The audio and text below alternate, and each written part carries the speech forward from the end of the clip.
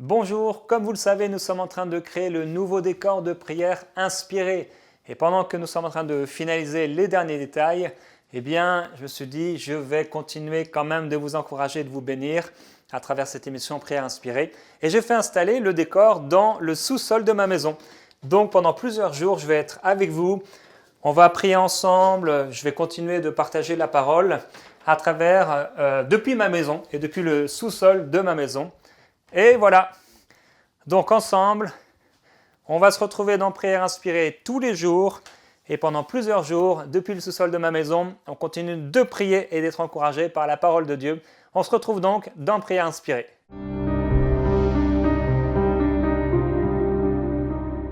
Bonjour et bienvenue dans Prière inspirée. Je suis heureux de vous retrouver pour cette nouvelle semaine où vous allez être édifiés et encouragés à aller plus loin avec le Seigneur et dans votre intimité avec lui. Pendant cette semaine, je vais vous amener avec moi dans un petit moment de la vie de Jésus chez Marthe. Là, chez Marthe, il se passe un certain nombre de choses. Il y a Marthe et Marie. Le Seigneur Jésus-Christ est certainement accompagné de plusieurs personnes parmi ses disciples. Et on va parler donc cette semaine de choses, 7 choses à savoir sur Marie, 7 choses à savoir sur Marthe. Je vais vous encourager à vous asseoir au pied du Seigneur. On va parler des préoccupations et des personnes, des choses qui nous empêchent de prier. Dieu aussi, parfois on lui fait des reproches dans la prière et je vais parler de ces reproches et quelle est la réponse de Dieu par rapport à ces reproches. Et je vais vous encourager à choisir la bonne part.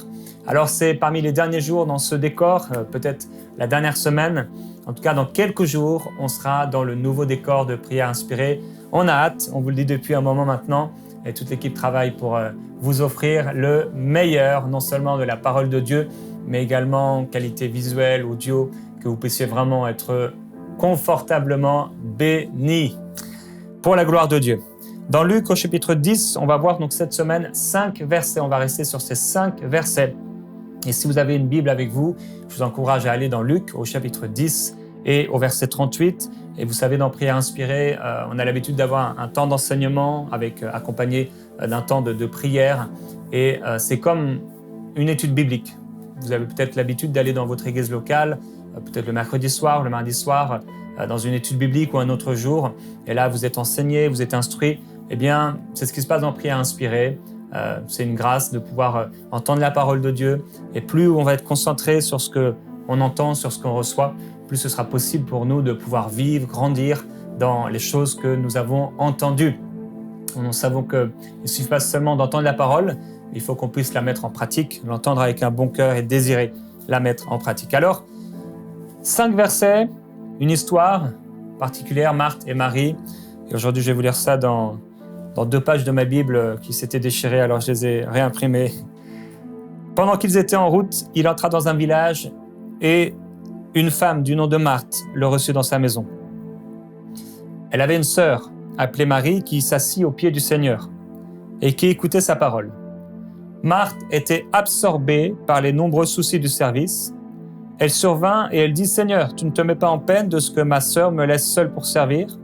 Dis-lui donc de m'aider. » Le Seigneur lui répondit « Marthe, Marthe, tu t'inquiètes et tu t'agites pour beaucoup de choses.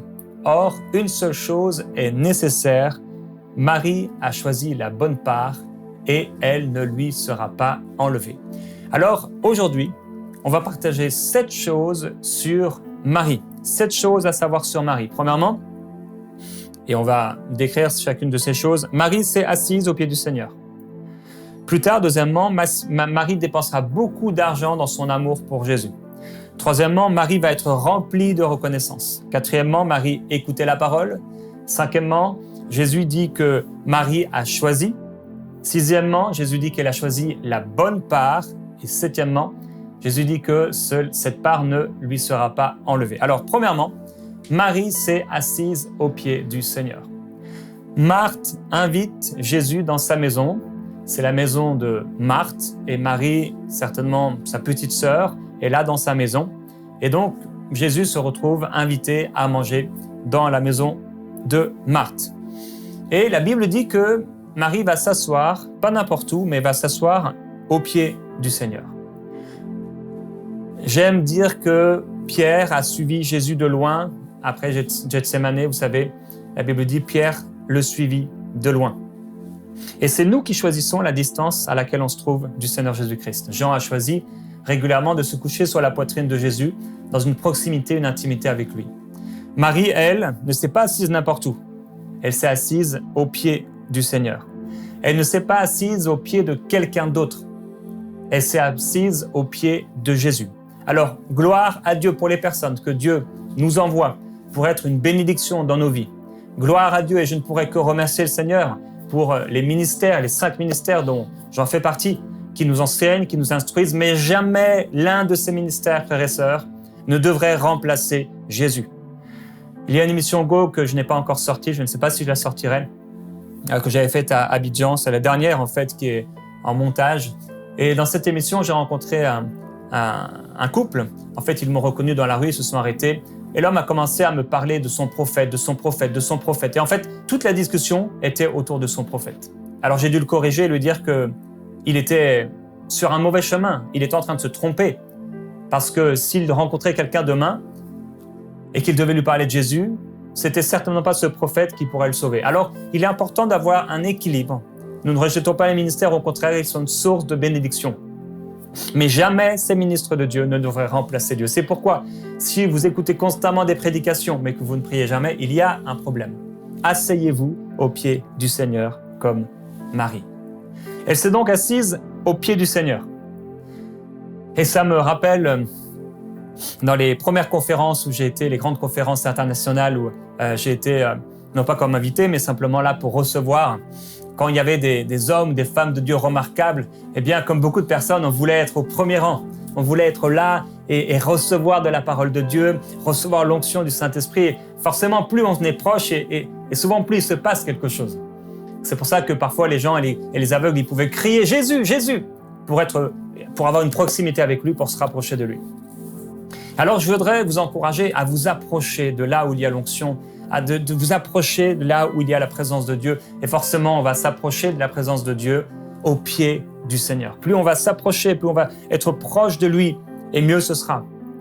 Elle a aussi une attitude d'humilité. Elle est assise au pied du Seigneur. Elle n'est pas assise sur un fauteuil ou peut-être quelque part sur un mur de pierre ou tranquillement, mais elle vient s'asseoir en toute humilité au pied du Seigneur. L'humilité est tellement importante dans la présence de Dieu. Étonnamment, certains sont très arrogants, que ce soit dans parfois des groupes de louanges, que ce soit d'une façon personnelle par rapport à leur foi. Ils sont très arrogants vis-à-vis des autres, vis-à-vis des non-chrétiens, vis-à-vis des enfants de Dieu. Et ils ont l'impression vraiment que ce sont des gens très spirituels. Alors si on a de telles pensées, c'est qu'au contraire, on a vraiment besoin de devenir spirituel. Non seulement les gens se mettaient aux pieds de Jésus, mais la Bible nous montre à plusieurs reprises qu'ils se jetaient littéralement aux pieds du Seigneur. C'est vraiment particulier comment le fait d'avoir soif, d'avoir faim, d'avoir besoin du Seigneur nous amène à nous humilier et à nous prosterner, à nous jeter aux pieds du Seigneur. Souvent, on est tranquillement assis sur nos beaux fauteuils à l'église, on attend qu'on nous dise « Eh bien, levez les mains vers le Seigneur », là, on lève les mains vers le Seigneur et on attend qu'on nous dise « Levez-vous, frères et sœurs », et là, on se lève. Maintenant, vous pouvez vous asseoir et on s'assoit, mais frères et sœurs, Marie n'a pas attendu qu'on lui dise quoi que ce soit. Elle est venue, elle s'est assise aux pieds du Seigneur, tout comme des gens pouvaient se jeter aux pieds du Seigneur parce qu'ils disaient « Seigneur, j'ai besoin de toi ». Et ça doit être ce qui nous anime. On n'est pas là comme des rois, entre guillemets. Devant Jésus, non. Devant le monde, peut-être. Mais devant Jésus, on est comme des enfants. On est comme des assoiffés. On est comme des serviteurs. On est comme, j'aimerais dire même, des esclaves. On a besoin de lui. Il est le maître et pas nous. Alors oui, on peut s'asseoir au pied du Seigneur et ça nous amène dans une proximité. Et elle s'est assise au pied du Seigneur parce que nous voulons suivre les pieds du Seigneur. La Bible dit que là où sera le maître, là aussi sera le serviteur. Plus on se rapproche des pieds de Jésus, plus on saura où il va et où il faut aller. C'est pourquoi il faut aller dans la prière. Et si à un moment vous êtes dans une pièce peut-être et qu'on a éteint toutes les lumières, vous êtes dans les ténèbres absolues, peut-être vous allez vous mettre par terre et la première chose que vous allez toucher, si quelqu'un est là, c'est les pieds de la personne. Vous avez besoin, et la Bible dit qu'elle est une lumière sur notre sentier. Alors être au pied du Seigneur, c'est peut-être pas le l'endroit le plus agréable, c'est pas l'endroit qui paraît le plus propre, et c'est pourtant l'endroit que Marie a choisi. Pierre, il devait se laisser faire quand Jésus a voulu laver ses pieds. Jésus lui a dit, si je ne te lave pas les pieds, tu n'as pas de part avec moi. Si nous voulons avoir une part dans la prière, une part dans la présence de Dieu, il faut se tenir aux pieds du Seigneur. La Bible dit à propos de l'apôtre Paul, il fut instruit au pied de Gamaliel dans la connaissance de la loi. Et bien sûr, être au pied d'un maître dans la Bible, c'est toute l'instruction que nous recevons, la connaissance, les révélations que nous recevons d'un maître. Et le disciple est appelé à être comme le maître. Donc, pour résumer ce premier point, si nous nous trouvons au pied du Seigneur en humilité, en soif, en faim, nous désirons, nous voulons, nous serons dirigés, nous serons proches, en proximité avec lui et nous pourrons vivre quelque chose de particulier avec lui. Deuxièmement, plus tard, Marie a dépensé beaucoup d'argent par amour pour Jésus.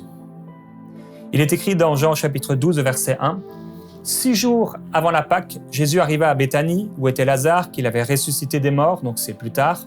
Là, on lui fit un souper, Marthe servait, et Lazare était un de ceux qui se trouvaient à table avec lui.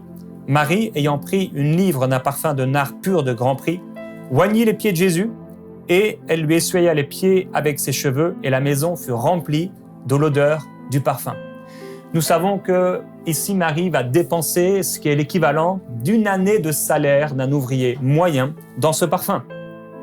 Alors c'était pour certains comme ça qu'ils gardaient un peu de l'argent, des choses de valeur, et ils pouvaient revendre une petite partie de ce parfum, etc.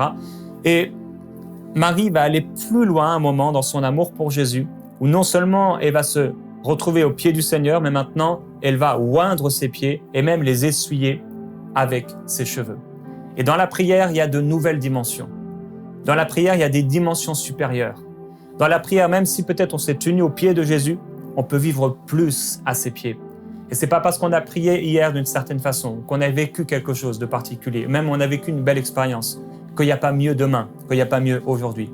Dieu veut nous amener de gloire en gloire, c'est une réalité. C'est pourquoi Jésus va prendre Pierre, Jacques et Jean.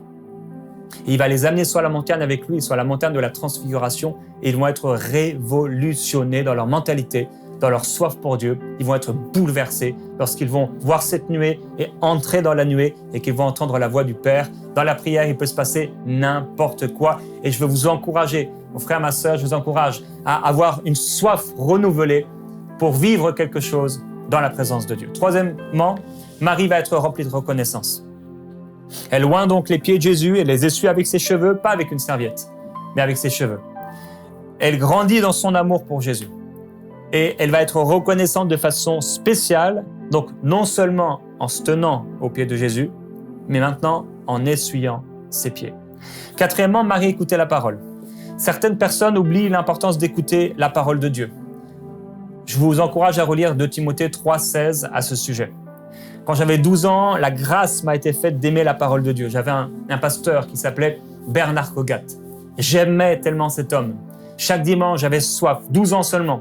Mais j'avais soif d'aller à l'église. Je désirais ce moment où j'allais entendre la parole de Dieu parce que j'avais faim de la parole de Dieu et cette faim ne m'a pas quitté. Au commencement, la parole existait déjà. La parole était avec Dieu et la parole était Dieu. Elle était au commencement avec Dieu. Tout a été fait par elle et rien de ce qui a été fait n'a été fait sans elle. Jean chapitre 1. Écoute la parole. Je voudrais encourager plusieurs personnes. J'ai parlé tout à l'heure de ces personnes qui écoutent constamment des prédications, mais il y en a qui, au contraire, n'ont pas soif de la parole. Peut-être ils aiment prier, vaquer à leurs activités, leurs occupations. Écoute la parole. Prends du temps pour la parole. Reçois la parole afin de recevoir un dépôt qui va t'aider dans ta vie parce que la parole restera éternellement et tu as absolument besoin de cette parole pour ta vie présente, pour les années à venir. En fait, pour toute ta vie, tu as besoin de la parole de Dieu. Donc, il ne suffit pas seulement d'écouter la parole, il faut la mettre en pratique.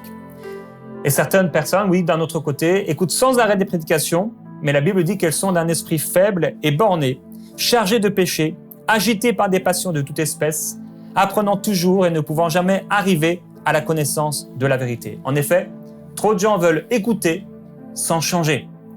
mais en écoutant la parole, que nous puissions changer en obéissant à ce que nous entendons.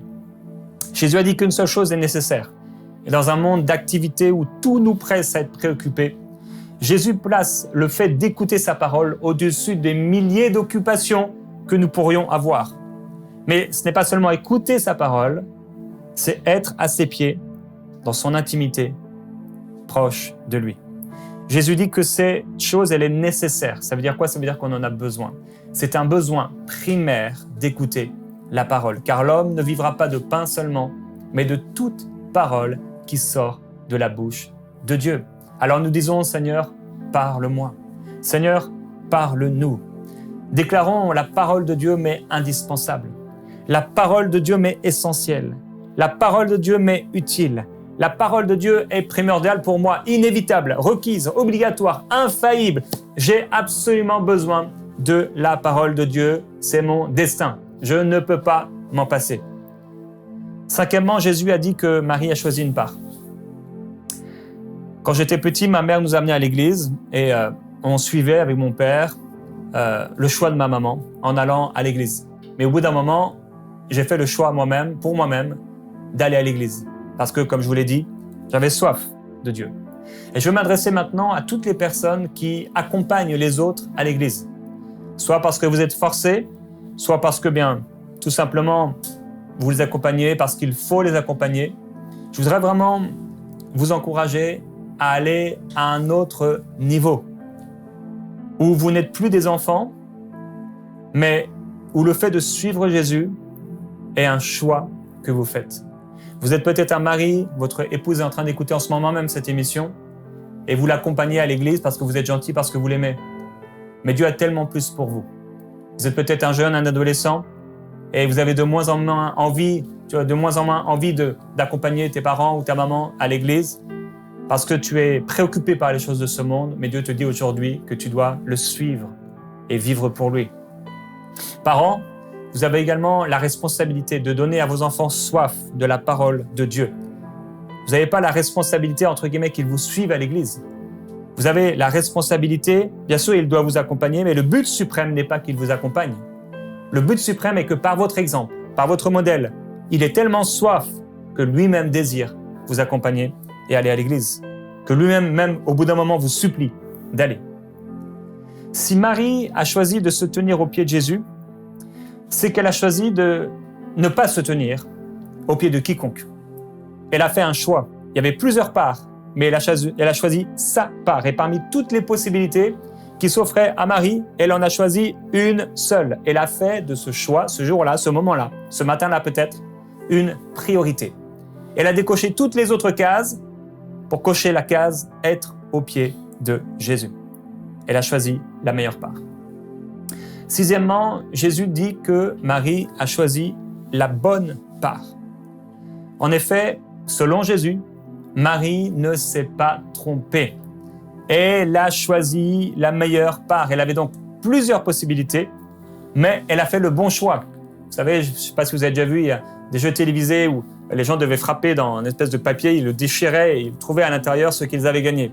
Eh bien, Marie a choisi la bonne part. Jackpot, se retrouver aux pieds de Jésus. Tellement de possibilités dans la vie, tellement de choix. On peut frapper des choses, des activités. Qu'est-ce que je vais choisir aujourd'hui? Qu'est-ce que je vais faire? C'est toujours le temps d'être aux pieds de Jésus. Et je vous encourage chaque jour, chaque matin, à vous retrouver à ses pieds. Et si Marie a choisi la bonne part, c'est qu'il y avait des mauvaises parts. Si elle a choisi la bonne part, combien de fois nous choisissons la mauvaise activité? La mauvaise chose à faire. Soyons comme Marie qui a choisi la bonne part. Et dernièrement, Jésus dit que le choix de Marie ne lui sera pas ôté. La part que Marie a choisie ne lui sera pas enlevée. C'est merveilleux parce que si Marthe aurait aimé, quelque part, empêcher Marie d'être au pied de Jésus parce qu'elle avait besoin d'elle, Jésus dit que personne ne lui enlèvera sa part. Jésus a dit « Personne ne prend ma vie, je la donne ». Et de la même façon, personne ne pourra enlever notre choix de suivre Jésus. C'est un choix éternel qui ne nous sera pas enlevé. Dans ce temps de prière, je veux vraiment t'encourager en commençant à demander pardon au Seigneur pour toutes les fois où tu étais comme Marthe, absente. Jésus est dans la maison. Il y a une possibilité d'être à ses pieds, mais tu as choisi une autre part. Ça nous est tous arrivé, ça nous arrive peut-être encore tous. Les fois où Jésus nous appelle à ses pieds, où il entre dans notre maison. Et quand un invité comme Jésus entre dans notre maison, il y a une chose à faire, c'est d'être à ses pieds. Avec tes mots, demande-lui pardon maintenant pour toutes les fois où tu as choisi le service ou les préoccupations avant de le choisir lui.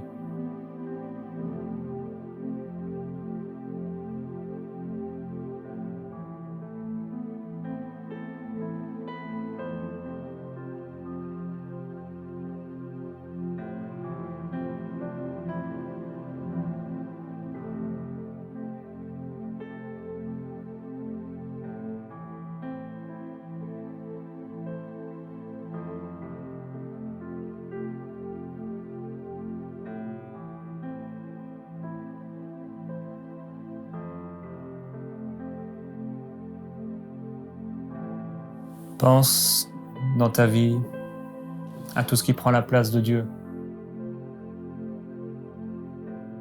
Les fois où tu as senti que Dieu te voulait, te désirait et voulait t'amener plus loin.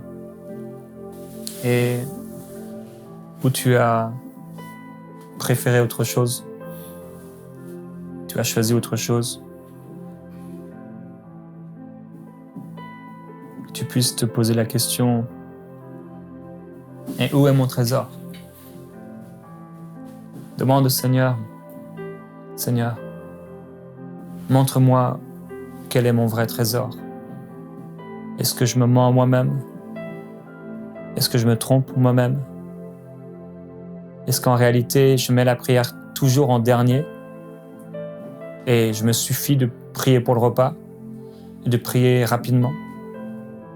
Montre-moi ce qui a pris ta place. Montre-moi ce qui m'empêche de me trouver à tes pieds. Montre-moi si je suis comme Marthe, peut-être perdu dans le service et j'ai oublié ce qui est le plus important.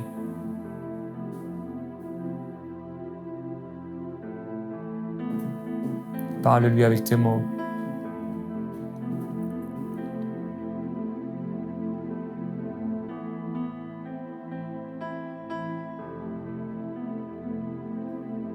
Règle ce problème et cette situation avec lui.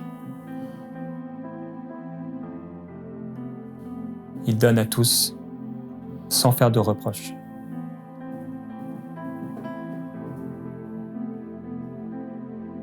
Peut-être même quelqu'un a été comme Judas. Jean est là et il se couche encore sur la poitrine du Seigneur. Pierre va lui parler et va dire à ce disciple que Jésus aimait. De qui il parle? Parce que Jean est encore plus proche de Jésus que Pierre. Et Judas, lui, il part accomplir l'opposé total de la volonté de Dieu. Et quelqu'un est comme Judas et tu fais n'importe quoi avec ta vie. Tu n'es pas comme Marthe, mais comme Judas. Et tu fais le contraire, totalement l'opposé de ce que Dieu t'appelle à faire. Et si c'est toi, demande-lui sincèrement pardon, profondément, parce que Jésus a mieux pour toi. Je parle à quelqu'un qui, chaque semaine, tu vas en boîte de nuit, à la discothèque ou dans des soirées qu'on appelle des soirées mondaines, beaucoup d'alcool, du sexe, des discussions grossières, des images pas belles. Et tu es là-dedans et tu te dis « Oh, c'est normal, je suis jeune. » Ou « C'est normal. » Et tu te trouves des excuses à ce que tu vis, mais c'est pas normal. Car tu as été racheté à grand prix. Ne deviens pas esclave des hommes. Ne deviens pas esclave du péché. Mais choisis. Tu dois faire ce choix, personne ne le fera pour toi. Jésus a dit à Judas « Ce que tu as à faire, fais-le vite. Et ton péché, si tu peux en jouir aujourd'hui, il va vite passer. Je prie que tu ne te retrouves pas un matin à te dire « Pourquoi ?» La Bible dit « Pour qu'il est, hélas, celui qui n'a pas su écouter l'instruction lorsqu'elle lui a été donnée. » Et Père, je prie pour les Judas,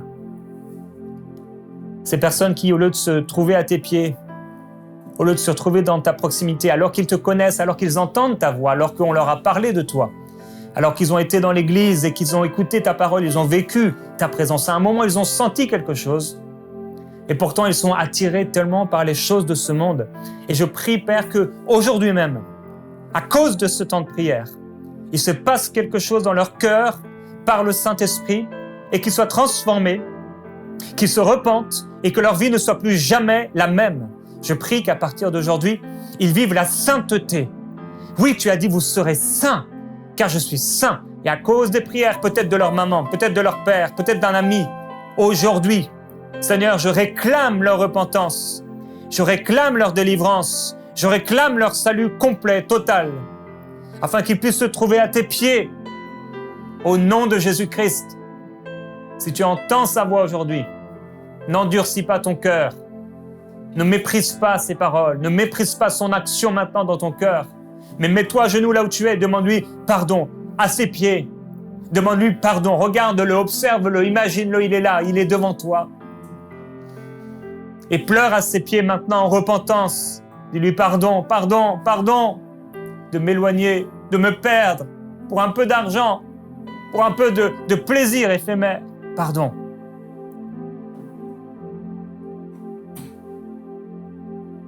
Et quelqu'un peut-être comme Marthe, absorbé, préoccupé par bien des soucis. Et peut-être même les soucis du ministère et du service. Mais aujourd'hui, Jésus veut t'appeler à ses pieds. Il a dit, c'est pas les sacrifices, c'est l'obéissance, c'est l'amour. Et peut-être que dans tous tes services pour Dieu, tu as oublié de l'aimer. Et je prie, Père, pour ceux qui sont comme Marthe, qui se sont perdus dans des activités à l'église, qui se sont perdus dans toutes sortes de choses et elles sont là de réunion en réunion et il y a toutes sortes d'activités, de choses à faire, à organiser. Je prie particulièrement pour les personnes qui sont parfois au son, qui s'occupent de la vidéo, ces personnes qui s'occupent de choses très naturelles, du rangement et qui ont oublié l'important. Le principal, c'est d'être à tes pieds. Je prie pour ceux qui se cachent, oui, derrière leur caméra, en train de filmer peut-être le prédicateur, qui se cache derrière la sono, qui se cache derrière leurs instruments, qui se cache derrière leur service, qui se cache derrière ce qu'ils font, parce qu'à l'intérieur, il manque quelque chose. Et qui prétendent, qui font croire qu'eux, à eux-mêmes et qui trompent leur cœur, je prie, Père, pour une nouvelle vie pour eux. Je prie pour une nouvelle soif, une nouvelle faim. Au nom de Jésus-Christ. Qu'il se passe quelque chose dans ton cœur. Et je prie pour les maris, celles et ceux qui ont choisi d'être à tes pieds. Tu as dit qu'ils ont choisi la bonne part et qu'elle ne leur sera pas ôtée. Je prie pour ceux qui doivent prendre du temps particulier en cette saison, en cette année, à écouter ta parole, à être enseignés. Je prie qu'ils puissent être enseignés. Tu en appelles plusieurs à se mettre à part dans l'enseignement, dans l'instruction, à lire, à méditer ta parole, à recevoir de ta parole, parce que tu veux les amener plus loin, tu veux qu'ils soient prêts, tu veux les perfectionner pour ce qu'ils auront à faire dans leur vie, pour ce qu'ils auront à vivre également. Je prie pour eux. Prends cette décision si c'est toi. Prends cette décision au nom de Jésus-Christ d'être à ses pieds. C'est là qu'est notre place. aux pieds de Jésus-Christ. Alors restons aux pieds du Seigneur, frères et sœurs, et demain je partagerai avec vous 7 choses à savoir sur Marthe. On se retrouve demain dans Prière inspirée.